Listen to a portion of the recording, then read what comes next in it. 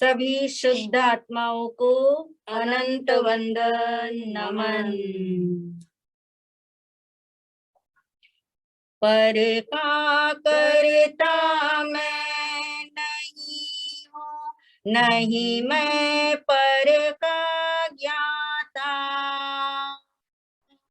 मैं हूँ अकर्ता ज्ञाता, मैं हूँ अपना ज्ञाता। मैं हूँ अकर्ता ज्ञाता, मैं हूँ अपना ज्ञाता। ज्ञान ही ज्ञाता, ज्ञान ही ज्ञेय है, ज्ञान ही ज्ञान को जानता। मैं हूँ अकर्ता ज्ञाता, मैं हूँ अपना ज्ञाता। मैं पर को ही जानता हूँ, ऐसा मानना अज्ञान है। अपने को भूल कर पर को जाने, वह सबसे बड़ा नादान है। मैं पर को ही जानता हूँ, ऐसा मानना ज्ञान है। अपने को भूल कर पर को जाने, वह सबसे बड़ा नादान है। ज्ञान की ऐसी स्वच्छता है, स्व पर का प्रतिभास होता। मैं हूँ अकर्ता ज्ञाता, मैं हूँ अपना ज्ञाता।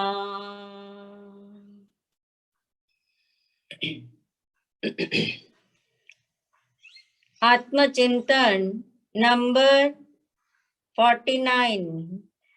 आज के 49वें आत्मचिंतन का विषय है प्राप्त की प्राप्ति। प्राप्त की प्राप्ति। और आप सब तो जानती है प्राप्त कौन है, प्राप्ति किसकी होती है, और प्राप्त की प्राप्ति किसको होती है। ये तीनों बातें आप अच्छी तरह से जानते हैं। कौन है प्राप्त? मैं स्वयं प्राप्त हूँ। मैं स्वयं आत्मा। हाँ, मैं स्वयं प्राप्त हूँ। निःशुद्ध आत्मा स्वयं प्राप्त है। कब से प्राप्त है ये? अनादि से। हाँ, अनादि अनंत प्राप्त है। यानी प्राप्त कौन है? तो मैं प्राप्त हूँ, निःशुद्ध आत्मा प्राप्त है। कब से प्राप्त है? अनादि अनंत प्राप्त है। यानी एक समय के लिए भी जो अप्राप्त हुआ नहीं, होता नहीं और कभी होगा नहीं, उसकी प्राप्ति, उसी की प्राप्ति है। प्राप्ति किसकी होती है? तो उसी की प्राप्ति है।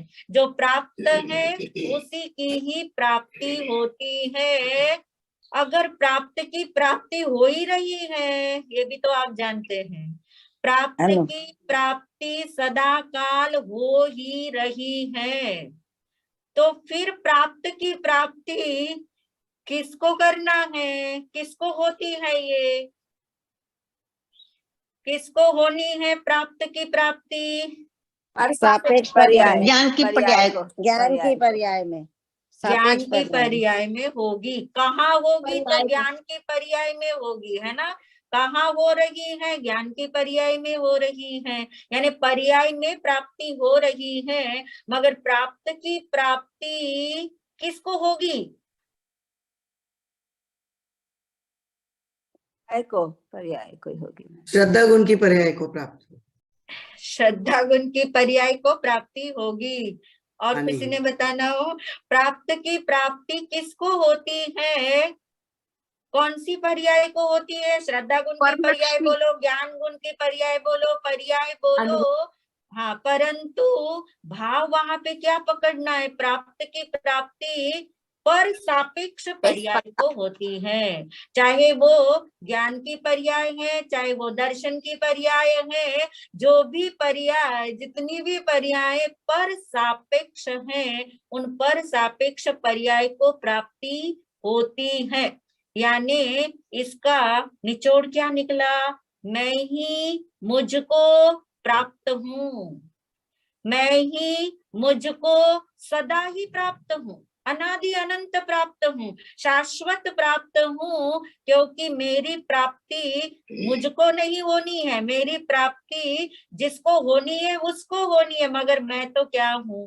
प्राप्त ही हूँ। मेरी प्राप्ति कोई करे ना करे कोई फर्क नहीं, क्योंकि प्राप्त की प्राप्ति क्या है? हो ही रही है। यानी आत्मा ही आत्मा को प्राप्त है।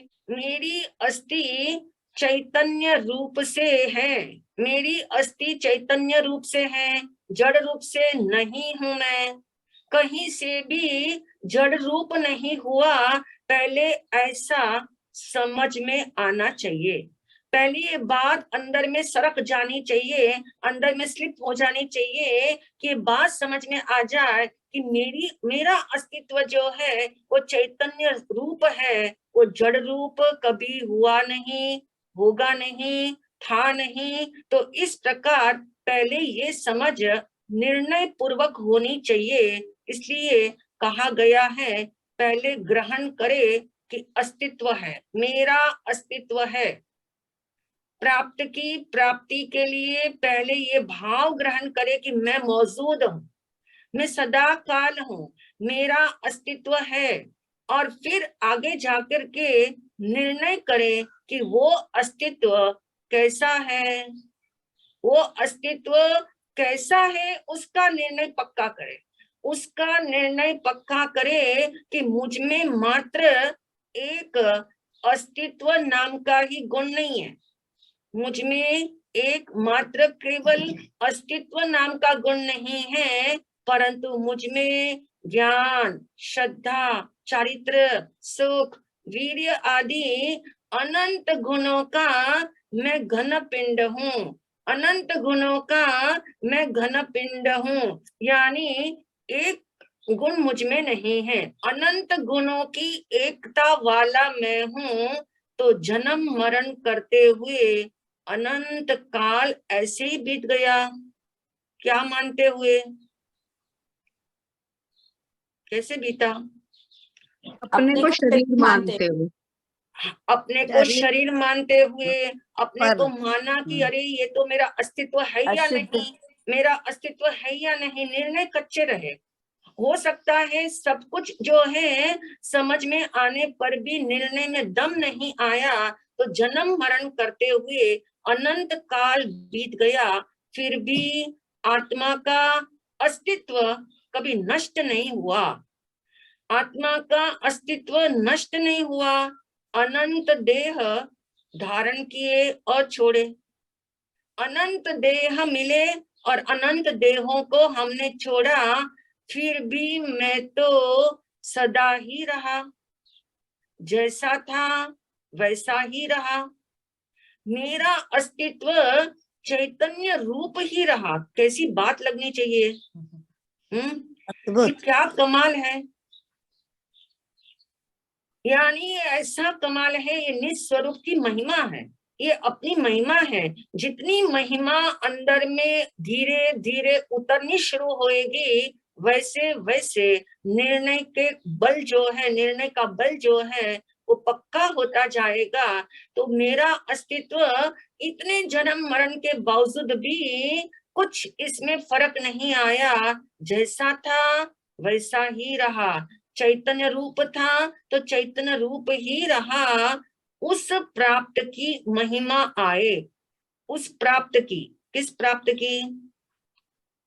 कि जैसा था वैसा ही रहा। हाँ, मैं जैसा था वैसा ही अस्तित्ववान मौजूद हूँ, मैं अस्तित्ववान मौजूद हूँ, मेरी महिमा तभी मुझे आएगी जब मुझे पता लगे कि मेरा स्वरूप कैसा है, और उसके लिए द्रव्य, गुण और पर्याय रूप से समझ करके सारी विवक्षाएं हमने अभेद अस्तित्व को ग्रहण करने का भाव जगाया।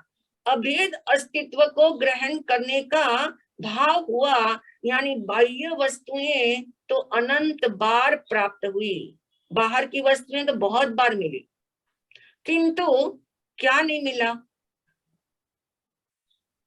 नित्युत आत्मा नहीं मिला। अरे वो तो मिला है, वो तो प्राप्ति है। वो प्राप्त है नहीं, ना। प्राप्त तो है, लेकिन उसका हमने प्राप्ति अनुभव नहीं किया। अनुभव, आश्रय नहीं लिया। अपना बोध नहीं प्राप्त किया। बहुत सुंदर। नहीं। यानी बोध नहीं हुआ, बोध नहीं हुआ, किंतु बोधि की प्राप्ति आज तक एक बार भी नहीं हुई। बोध नहीं हुआ तो बोधि नहीं हुई, यानी अपना अनुभव नहीं हुआ, और एक बार भी नहीं हुई ये बोधि, इसीलिए बोधि दुर्लभ है। बोधि दुर्लभ है। अनादि काल से एक परमाणु को भी आप अपना करना चाहो तो भी वो अपना कभी भी होने वाला है कि नहीं? नहीं है। परंतु वो कभी भी एक परमाणु का भी आप अपना अस्तित्व उस पे जमाने जाओ तो वो होने वाला नहीं है। परंतु जो अपनी वस्तु है, परंतु जो अपनी वस्तु है वह तो अपने को सहज एवं सुगम है।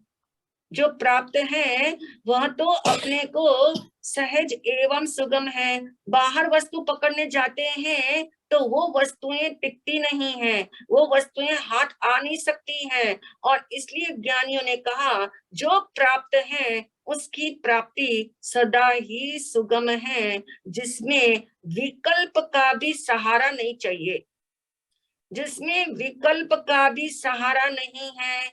ऐसा अतीन्द्रिय सुखकंद, अतीन्द्रिय सुखकंद शुद्ध आत्मा अंदर में सहज है, सुगम है, और ऐसा हमें लगे कि वाकई में ये अंदर में जो प्राप्त है वो सुखकंद, वो शुद्ध आत्मा जो अतीन्द्रिय स्वरूपी है वो वास्तव में सहज है, सुलभ है। तभी तो आप देखिए परम कृपाणु देव ने वचनामृत में लिखा है, सत सत ही है, सत सत ही है, सत सरल है, सत सरल है, और सत की प्राप्ति सर्वत्र होती है। सत की प्राप्ति सर्वत्र होती है। सर्वत्र से यहाँ क्या अभिप्राय लोगे? चारों गतियों में। ये तो बहुत सुंदर, बाहर की अपेक्षा से देख के, है ना? तो चारों गतियों में हो सकता है सत की प्राप्ति, लेकिन हम आंतरिक दृष्टि से देखें तो भीतर से देखो तो ये मालूम होना चाहिए सर्वत्र का अर्थ भीतर में जहां देखो वहां सर्वत्र आत्मा ही विद्यमान है। मैं ही मौजूद हूँ सभी क्षेत्र में, यानी मेरे असंख्यात क्षेत्र प्रदेश हैं, उन समस्त प्रदेशों में मैं मात्र मौजूद हूँ, और सभी पर्याय में मौजूद हूँ या नहीं? है।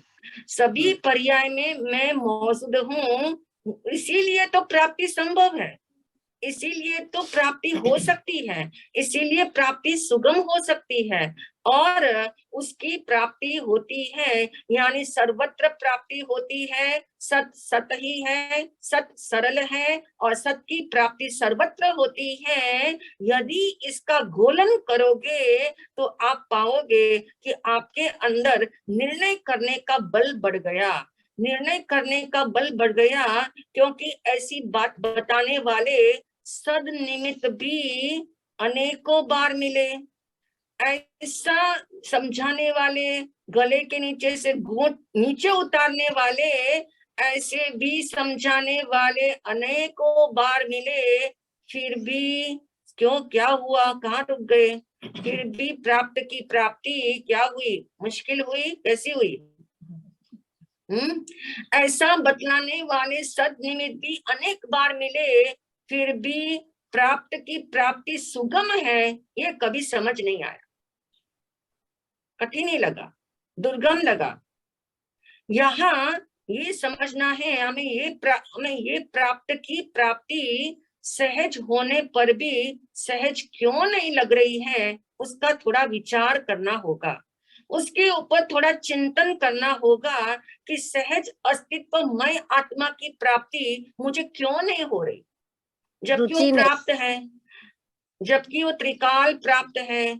परंतु ये समझ में आए, अपने से सवाल पूछ के देखिए कि यदि इतना सहज है, सरल है, सर्वत्र है, तो फिर इसकी प्राप्ति में क्यों आज तक नहीं हुई? सहज अस्तित्वमय आत्मा की प्राप्ति क्यों नहीं हुई? जब क्यों नहीं हुई शब्द डालोगे तो ख्याल में लाओगे अनादि काल से पर वस्तु से प्रेम, क्या किया?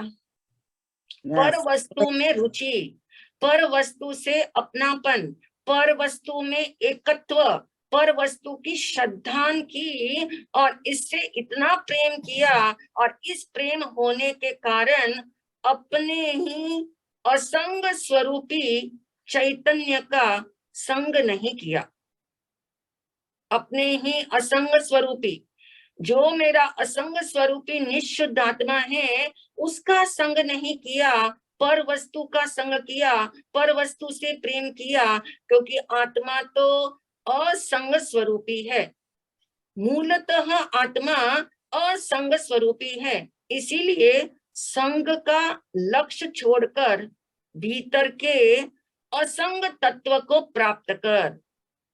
ये ज्ञानियों के वचन हैं।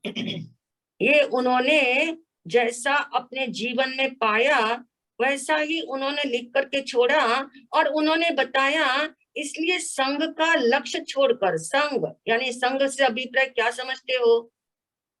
दोस्ती, सारे पर, समस्त पर, संयोग महाराज जी, विकल्प, संयोग, संग यानी साथ, जिसका साथ प्राप्त हुआ है, जिसका साथ चेतन के रूप में प्राप्त हुआ है, किसी का साथ वस्तु के रूप में प्राप्त हुआ है, यानी संग का लक्ष्य छोड़कर भीतर के असंग तत्व को प्राप्त कर। वह सुगम है, सहज है, परंतु उस और रुचि का जोर नहीं है, रुचि का जोर नहीं है।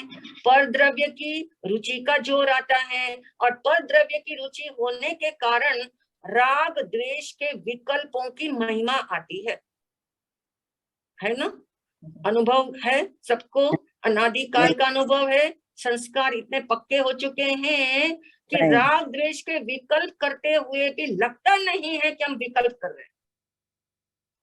ये विकल्पों के साथ इतनी एकमेकता हो जाती है कि समझ ही नहीं आता कि हम विकल्प भी कर रहे हैं, यानी पर द्रव्य की महिमा, और उसके कारण राग द्वेष के विकल्पों की महिमा आ जाती है, और आश्चर्य है कि उसमें तुझे विस्मयता लगी है। किसमें विस्मयता लगी? विकल्पों में, विकल्पों में विस्मयता लगी। अरे ऐसा, अरे वैसा, ऐसे कहते कहते मतलब इतनी विस्मयता लगी है, और तूने अपनी विस्मयता छोड़ दी, निज की विस्मयता छोड़ दी, और पर द्रव्य की विस्मयता करके अनेक विकल्प किए, और इसलिए कहा, इसी कारण सहजात्मा स्वरूपी निःशुद्धात्मा दुर्गम लगता है, उसकी प्राप्ति दुर्गम इसलिए हो गई क्योंकि हमारा जो ट्रैक है वो ट्रैक ही गलत हो गया। पर में रुचि कर ली, पर से अपनापन कर लिया, पर में विस्मय होने लग गया, तो अपने में विस्मय होना रह ही गया। तो इसलिए कहा कि जैसे कोई मनुष्य कुसंगत में पड़ गया हो, कुसंगत में पड़ गया हो तो क्या होगा? उसको अपना भान नहीं रहेगा, उसका अपना बेहोशी छा गई, कुसंग को छोड़ना अब कठिन लगता है। बेहोशी इतनी सघन है कि उसे ये समझाना भी कठिन हो जाता है कि ये तेरा कुसंग है, और जब समझ में आने पर भी वो छोड़ नहीं पाता, क्योंकि कुसंग छोड़ना बड़ा कठिन होता है। वास्तव में कठिन नहीं है, किंतु आदत पड़ जाने के कारण, इस सब आदतों के ढांचे की बात है। आदत पड़ जाने के कारण कठिन लगता है। आदत पड़ जाने के कारण लगता है यही मैं हूँ, यही मेरा है, ऐसा ही मैं हूँ। यानी पर संग छोड़कर, दूसरों का संग छोड़कर, पर वस्तु का संग छोड़कर स्वयं स्वतंत्र रूप से अपने में रहना हो, उसमें दुष्करता कैसी? ये एक ऐसा सवाल है जो अपने को हर बार पूछना चाहिए कि पर संग छोड़कर स्वयं स्वतंत्र रूप से अपने में रहना हो, उसमें दुष्करता कैसी? अपना स्वभाव प्राप्त करने में दुष्करता कैसी? महाराज जी, दुष्कर तब लगता है कि जो प्रकट हमें हो ही नहीं सकता, हम उसकी तरफ हमारी रुचि है, और हम ये भूल जाते हैं कि केवल मैं ही प्रकट हूँ और इस प्राप्त। बहुत सुंदर। यानी प्राप्त की प्राप्ति सदैव सहज है, सदैव सुगम है, अपनी प्राप्ति करना सहज है, परंतु अनादि काल से विभाव रूप जो परिणमन हो रहा है, विभाव रूप जो परिणमन हो रहा है, इस कारण वो सहज दिखता नहीं है। सहज है पर सहज मानने में नहीं आता, सहज प्रतीत नहीं होता, सहज दिखता नहीं है, क्योंकि दरअसल अपने स्वरूप में जाना तो सहज ही है, अपने स्वरूप में ढलना तो सहज ही है, परंतु पर पदार्थों को अपना बनाना क्या है? शक्य अशक्य? अशक्य। अशक्य। परंतु पर पदार्थ को अपना बनाना टोटल अशक्य है, और अपने को, अपने आप को प्राप्त करना टोटल शक्य है, संभव है। जैसे शक्य का मतलब क्या? शक्य का मतलब संभव, संभव असंभव। हाँ, संभव असंभव। संभव, शक्य यानी संभव, अशक्य असंभव। जैसे पानी का शीतलता रूप परिणमन उसके लिए सहज है, पानी का शीतलता रूप परिणमन सहज है। पानी को सदा गर्म रखना हो तो कैसा है? अशक्य। अशक्य, अशक्य। अशक्य है। यानी पानी को विभाव रूप में परिणमित करना हो और वो सदैव रखना हो ऐसा तो अशक्य है। यानी जीव का शरीर रूप होना भी अशक्य है कि नहीं? है। जीव का शरीर रूप होना भी अशक्य है, क्योंकि शरीर कौन सा पदार्थ है? जड़ पदार्थ है, पर पदार्थ है। यानी अनंत काल से आत्मा देह के संग है, पर देह रूप नहीं हुआ, जड़ रूप नहीं हुआ, और पर पदार्थों को अपना बनाने में अनंत काल हमने निकाल दिए, अनंत काल व्यतीत हुआ, तथापि वे अपने नहीं हुए। ये निचोड़ निकल जाए, फिर प्राप्त की प्राप्ति जो है उस तरफ रुचि आनी शुरू हो जाती है, निर्णय भी होने शुरू हो जाते हैं, जबकि अपने को ग्रहण करने में अनंत काल लगता ही नहीं है। एक समय फिर एक समय में ही सम्यक दर्शन की प्राप्ति होती है। यानी अपने को ग्रहण करने में अनंत काल चाहिए ही नहीं, अनंत काल लगता ही नहीं है, क्योंकि वो तो 24/7 अवेलेबल है। और यहाँ तक कि एक मुहूर्त में 48 मिनट में तो किसकी प्राप्ति हो सकती है? केवल ज्ञान की प्राप्ति होती है। इसीलिए कहा कि प्राप्त की प्राप्ति करना बिल्कुल सहज है, क्योंकि द्रव्य उसे ही कहते हैं जिसको अपने कार्य करने के लिए दूसरे साधनों की राह न देखनी पड़े, दूसरे साधनों पर अवलंबित जो ना होता हो, यानी जो टोटल निरावलंबी द्रव्य है, द्रव्य का नाम ही वो है जो अपना परिणमन अपने में ही करता है और उसका परिणमन करने के लिए उसको पर का आश्रय लेने की कोई जरूरत नहीं है। यदि अन्य साधनों की प्रतीक्षा करनी पड़े तो क्या हो? अपना परिणमन करने के लिए मिथ्यात्व से सम्यक दर्शन की परिणति को परिणमाने के लिए साधन यदि अन्य के चाहिए तो अन्य साधनों की प्रतीक्षा करनी पड़े तो सिद्ध होता है कि द्रव्य स्वयं शक्तिहीन है। जो स्वयं शक्तिहीन हो वही तो दूसरे का क्या लेता है? आलंबन। वही दूसरे का आश्रय लेता है, वही अन्य साधनों की तरफ उसकी नजर जाती है। यानी यदि अन्य साधनों की प्रतीक्षा करनी पड़े तो द्रव्य स्वयं शक्तिहीन हो जाएगा। तो द्रव्य तो अनंत शक्ति संपन्न है।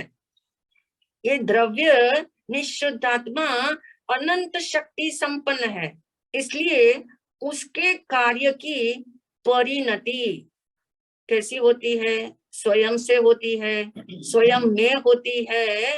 ये जब सिद्धांत समझ में आ गया तो ज्ञान का परिणमन भी आप जानते हैं स्वयं से ही हो रहा है। जो एक एक समय में ज्ञान का परिणमन जानना जानना जानना जो हो रहा है, वो ज्ञान का परिणमन स्वतः हो रहा है, स्वयं से हो रहा है, स्वयं में हो रहा है। और स्वयं पुरुषार्थ करे तो स्वयं आगे बढ़े, स्वयं पुरुषार्थ करे तो स्वयं आगे बढ़ता है। इसलिए उसके कार्य के हेतु उस कार्य को करने के लिए साधनों की जरूरत नहीं पड़ती। इसलिए कहा प्राप्ति के लिए मात्र और मात्र दृष्टि को पलटाना है। दृष्टि को पलटाने के लिए ही सारे आत्मचिंतन है। दृष्टि को पलटाने के लिए ही तो जो है हम सुन रहे हैं, समझ रहे हैं जिन वाणी को, कि दृष्टि को कैसे पलटाया जाए। क्योंकि प्राप्त तो प्राप्त ही है और प्राप्त की प्राप्ति जिसने की है वो लिख के गए कि प्राप्त की प्राप्ति सदा सुगम है, त्रिकाल सुगम है, परंतु करना इतना ही है कि प्राप्त की प्राप्ति के लिए मात्र दृष्टि को पलटाना है। अब यहाँ सवाल शुरू होता है, दृष्टि पलटाने के लिए क्या किया जाए? और उसके लिए बहुत सिंपल सा उत्तर है या बहुत सिंपल सा उपाय है, स्व से अनुरक्ति। स्व से अनुरक्ति और पर से विरक्ति स्वयं होगी। जब स्व से अनुरक्ति होती चली जाएगी तो पर से विरक्ति भी होती है और तब कहीं जाकर के रुचि जो है वो क्या करेगी? पलटा खाएगी। वो रुचि पलट जाएगी। यानी ये समझ में आ जाए कि पर से विरक्ति आनी चाहिए कि बाहर में कुछ नहीं है, ये समझ में आ जाए। बाहर में जगत में कुछ नहीं है, जगत जगत में है, जगत है, जगत जगत में है, लेकिन उस जगत से मुझे कुछ मिलने वाला नहीं है। जगत बाहर में है और बाहर में कुछ मेरा नहीं है, क्योंकि मेरा सब कुछ किसमें है? मुझ में ही है। मेरा सब कुछ मुझ में ही है, यानी आत्मा में ही सब कुछ है। ऐसा निरालापन आना चाहिए। शब्द क्या है? निरालापन। कैसा निरालापन आना चाहिए? मेरा सब कुछ मेरे भीतर ही है, ये निरालापन। यानी ये निरालापन आत्मा का परिग्रह है। हाँ, बहुत सुंदर। अच्छा, आत्मा ही आत्मा का वैभव है, आत्मा में ही आत्मा का वैभव छिपा हुआ है। यानी आत्मा का अपना सहज धाम, शब्द है सहज धाम, निरापद है। आत्मा का अपना सहज धाम निरापद है। निरापद, निरापद किसको कहते हैं? निरापद यानी निरापद उसको कहते हैं जिसमें कोई आपत्ति नहीं, जिसमें कोई बाधा नहीं है। जिसको कोई बाधा न आती हो, हम कहेंगे ये व्यक्ति बड़ा निरापद है। ये सारी बाधाएं बाधा लगती नहीं, यानी वो निराबाध है, यानी वो निरापद है। परंतु आत्मा का अपना सहज धाम निरापद है। इसके अतिरिक्त अन्य सारे भाव जितने भी हैं वो सब आपदा है। आपदा यानी विपत्ति, यानी आत्म भाव को छोड़कर जितने भाव है, अन्य समस्त भावों में आपदाएं हैं। पर की रुचि होने के कारण वे विकल्प भी जो उत्पन्न होते हैं, वे विकल्प भी क्या है, वे भी आपदाएं हैं। पर की रुचि हुई और पर की रुचि के कारण जो विकल्प तैयार हुए वे आपदाएं हैं। इसलिए कहा ये आपदाएं आत्मा के सहज स्वरूप में कहीं नहीं है क्या? आत्मा के सहज स्वरूप में ये आपदाएं कहीं नहीं है। ये आपदाएं पराश्रित है, पर के आश्रय से आई हुई है, पर का लक्ष्य करने से आई हुई है। आत्मा तो स्वतः सिद्ध है, निरपेक्ष है। जब सहज ज्ञान स्वभाव का आश्रय करते हैं तब कहते हैं आत्मा निहाल हो जाता है। स्वभाव का, कौन से स्वभाव का? ज्ञान स्वभाव का।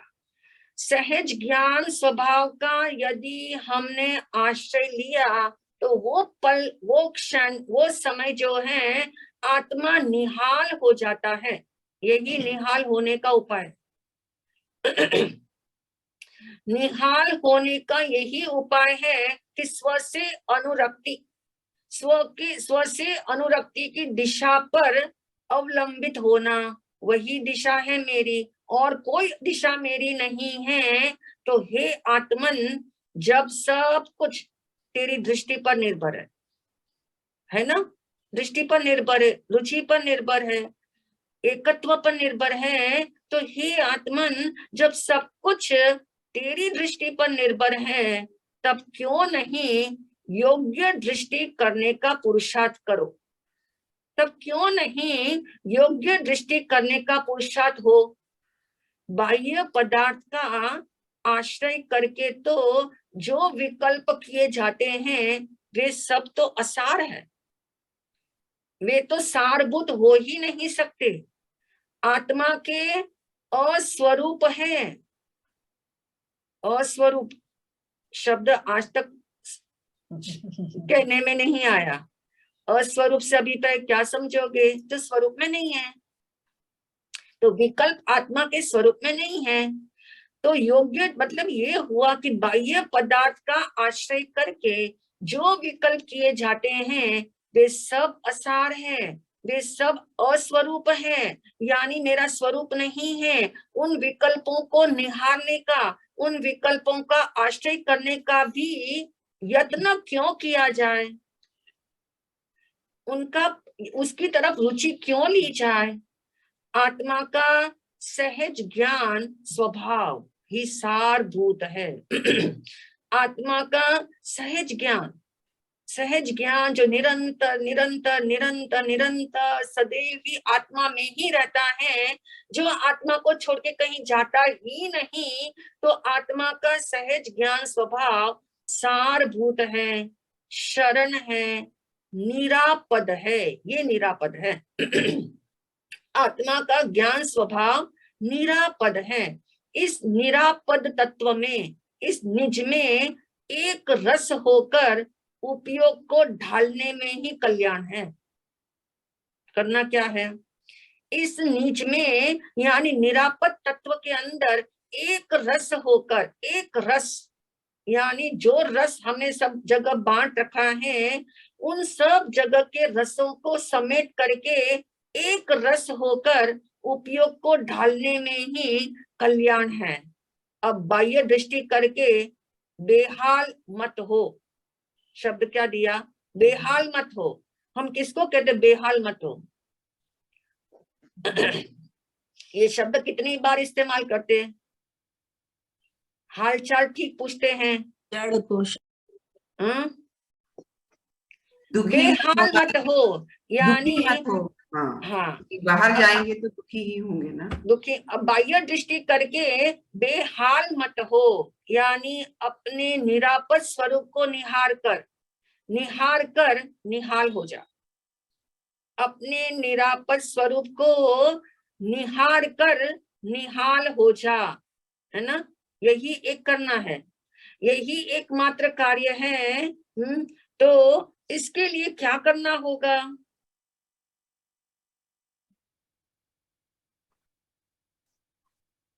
अपनी दृष्टि अपने पर, अपने में अपनापन, ये समझ में आ जाए, ये निर्णय होने लगे कि बाहर में कुछ अटकने जैसा नहीं, बाहर में कुछ अटकने जैसा नहीं है। ये वाक्य बहुत सुंदर है। जब भी बाहर रुचि जाए तो कहो अटकने जैसा नहीं है, ये अटकल नहीं चाहिए, यहाँ पर अटकना नहीं है। बाहर में कुछ अटकने जैसा नहीं है कि कहीं सुख नहीं है, कहीं सुख नहीं है, उसका निर्णय ऐसा पक्का होना चाहिए। कहीं सुख नहीं है ऐसा निर्णय पक्का करोगे तो जल्दी से वहां अटकोगे नहीं, फ्री हो जाओगे। उपयोग तो जाएगा, लेकिन उपयोग जल्दी से क्या करोगे? फ्री कर दोगे, यानी वो रुचि पलट जाए। वो रुचि जो अंदर में आ रही है पर की और जाने की, वो तब पलट जाती है जब उसे ये पता लगे कि बाहर में कुछ नहीं है, बाहर में सार नहीं है, बाहर में सुख नहीं है। तो पहले तो वस्तु का स्वरूप ही समझ में पड़ता है, पहले तो वस्तु का स्वरूप समझ में आना चाहिए, फिर समझ में ही नहीं, किस में आना चाहिए? निर्णय समझ आना चाहिए महाराज जी, निर्णय समझ आना चाहिए, निर्णय का बल होना चाहिए, बहुत मान्यता सुंदर, में आना चाहिए। मान्यता में आना चाहिए। समझ में के साथ अंदर में जोर, स्व की महिमा का जोर आना चाहिए। जैसे जैसे आप मानने लगते हो, आपकी रुचि यदि बाहर से हटकर अपनी तरफ आने लगी है, उसका पैमाना ही ये है जब स्व की महिमा हर समय याद आती रहे, स्व की महिमा आपको हर समय ध्यान में आती रहे। और इसलिए स्व से अनुरक्ति और पर से विरक्ति हो तो रुचि जो है सहज ही पलट जाती है। बाहर में ऐसा कुछ नहीं है जो आपको सर्वस्व लगे, है ना। एक्सपीरियंस किया हो, अनुभव करके आपने कई बार निचोड़ निकाले होते हैं कि कमुक व्यक्ति के बारे में निचोड़ निकाला, कोई सार नहीं इसके बात करने में, इसके साथ काम करने में कोई सार नहीं है, इसको जो है कहने में, बताने में, बोलने में कोई सार नहीं है। आप वहां से क्या हो जाते हो? विमुख हो जाते हो, तत्काल वहां से चल पड़ते हो। जाते भी हो तो लौट के आ जाते हो कि कोई सार नहीं है। जब ऐसा लगे बाहर में कि बाहर में ऐसा कुछ नहीं है जो सर्वस्व लगे, यानी सारभूत लगे, जो मुझे मेरा लगे, ऐसा कुछ नहीं है। क्योंकि एकमात्र सर्वे सर्वा है, वो तो मैं ही हूँ। एकमात्र जो ज्ञायक है वही सर्वे सर्वा है, ज्ञायक में ही सब कुछ है। ऐसी दृढ़ता आनी चाहिए, ऐसा निर्णय होना चाहिए। और ऐसा निर्णय करने के लिए पहले तो बुद्धि के स्तर पे समझना पड़ता है। बुद्धि के स्तर पे समझ करके बुद्धि में ही बातों को पकाना पड़ता है।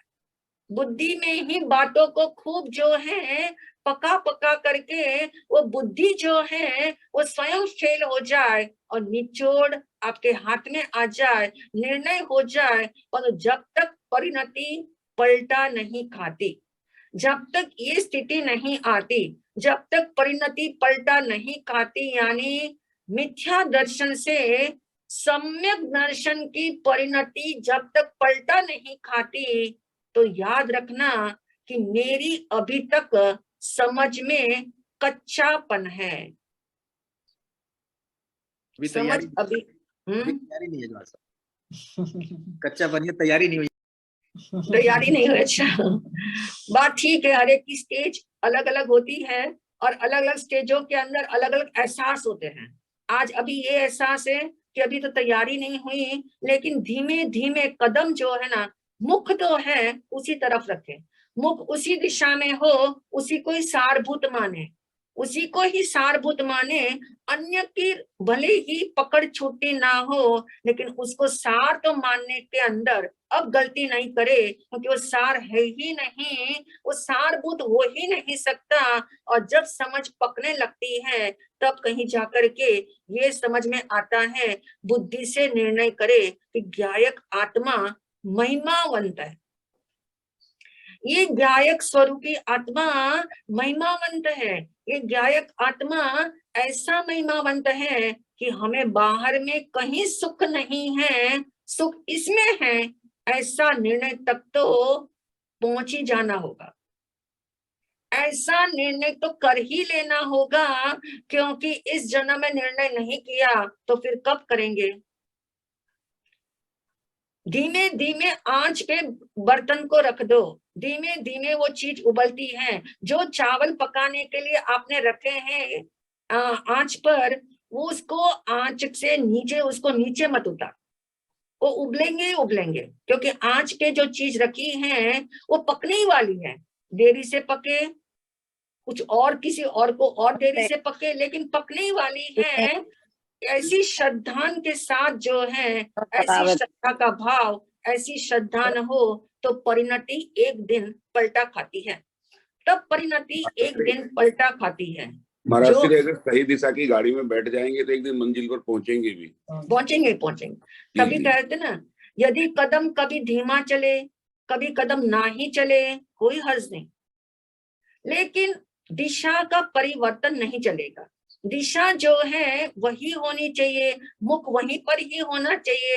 अपनी निशुद्धात्मा की तरफ ही मुख हो, उसी की तरफ रुख हो, तो उपयोग बाहर में जाएगा पर अटकेगा नहीं।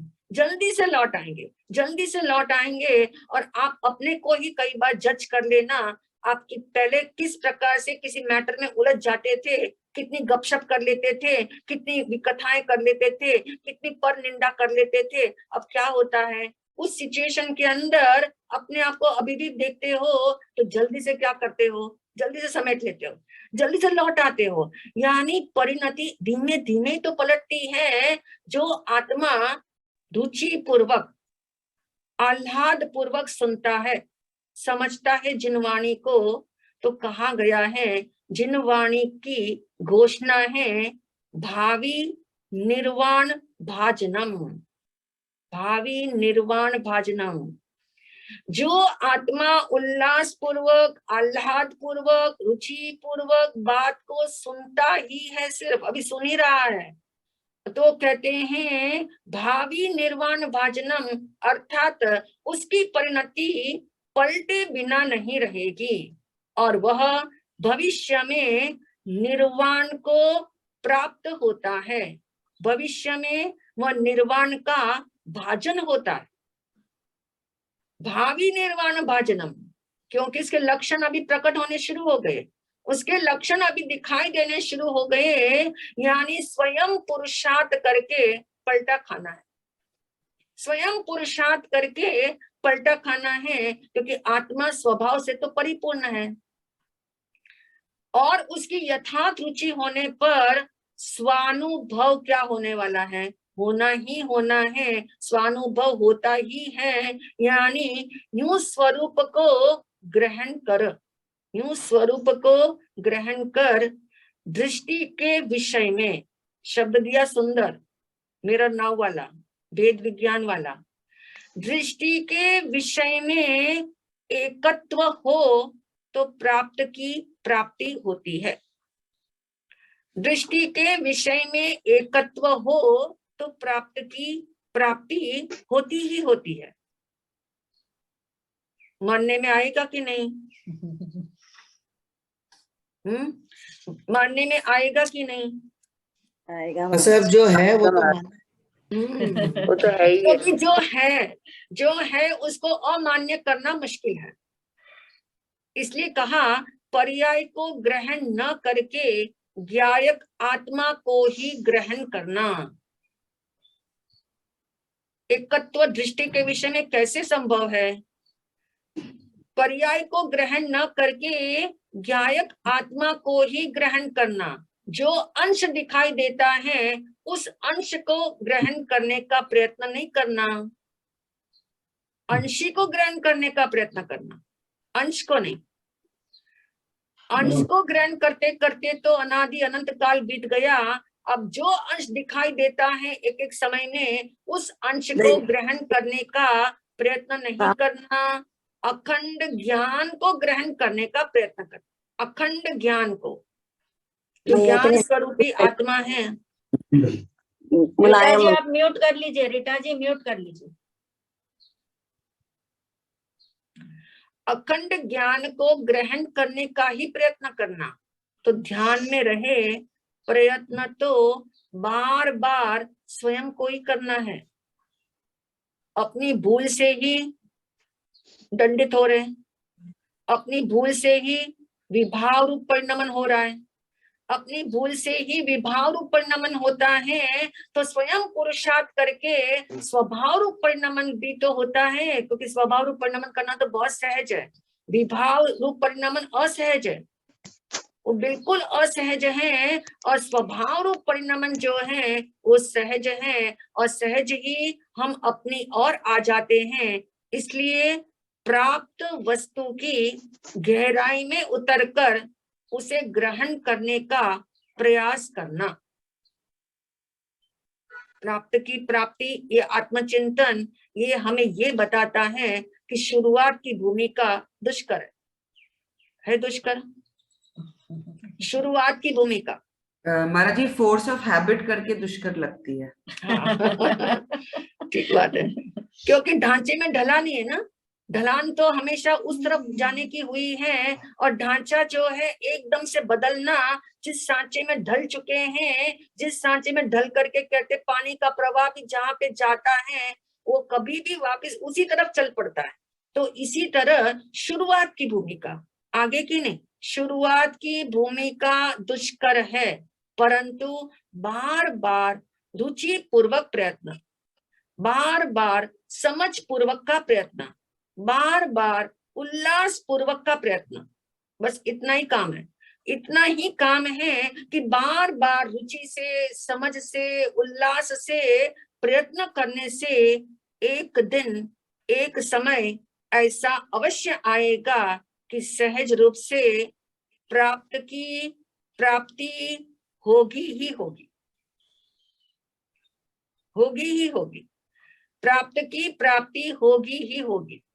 अब इसमें कोई डाउट नहीं रखना। शुरुआत की भूमिका दुष्कर है, उस दुष्कर भूमिका को कैसे अब ढांचे में ढालना है, कैसे ढांचा शिफ्ट करना है, क्योंकि रुचि के कारण ढांचा बना था, अब रुचि यहाँ की होगी तो धीमे धीमे यहाँ का ढांचा तैयार हो जाएगा। सिर्फ करना कुछ नहीं है, ये समझ में आ जाए कि तत्व कैसा है, मैं कैसा हूँ, मेरा स्वरूप कैसा है, मेरी स्वरूप की यदि ये समझ में आ जाए, बाहर में कुछ मेरा नहीं है, जो कुछ है मेरा वो मेरे भीतर है, और मेरे भीतर में जो है वो सदा ही प्राप्त है। और उसके लिए प्रयास करना हो तो दुष्कर कुछ नहीं, लेकिन प्रारंभ में दुष्कर लगे तो भी हिम्मत नहीं छोड़ना, साहस करना ही करना। साहस इसलिए करना है क्योंकि अनंत जीव कहाँ चले गए, मोक्ष में चले गए, अनंत आत्माएं सिद्ध हो गई है, अनंत आत्माएं सिद्धालय में विराजमान है। तो मेरा नंबर कब लगेगा, मेरा नंबर उसमें कब लगेगा? ऐसी जब अंदर से प्यास जगे, ऐसी रुचि उठे, तो अपने आप ही सारे रास्ते जो है हमारे क्लियर होते जाएंगे। और इसी भावधारा के साथ कि प्राप्त की प्राप्ति एक दिन में चाहे ना हो, मगर एक दिन तो होगी होगी।